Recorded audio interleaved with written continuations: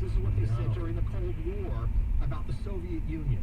It's a lie, and they don't want to discuss this. They'll talk about Ukraine, but they don't want to talk about China because you now start bringing other things to light involving other powerful people. So is McConnell is as bad as, I mean,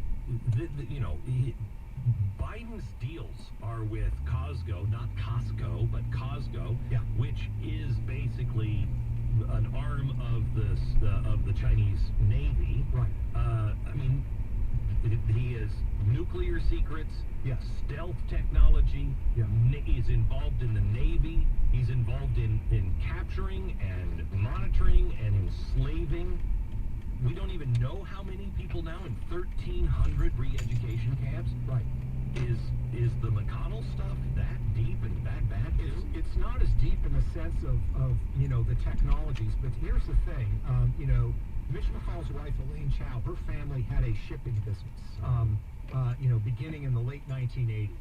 In the 1990s, the Chinese government basically came to Elaine Chao's family and said, look, we'll strike a bargain with you. We will build big ships for you to ship goods around the world. We will finance the construction of those ships. We will provide the crews for those ships, and we'll provide you contracts so you can make a lot of money shipping goods for Chinese state-owned enterprises. And this deal was struck in 1994 after then Senator Mitch McConnell and his wife Elaine Chao visited Beijing with her father-in-law, James Chao, who had formed the company.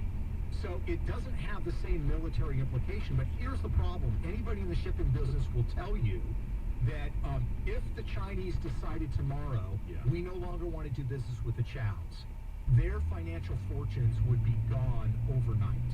So he's vulnerable. And by the way, these Chinese companies he's dealing with are Chinese maritime military contractors. James Chao, his father-in-law, and Mitch McConnell's sister-in-law actually served on the board of directors of a military contracting firm in China that was building ships to challenge the U.S. Navy.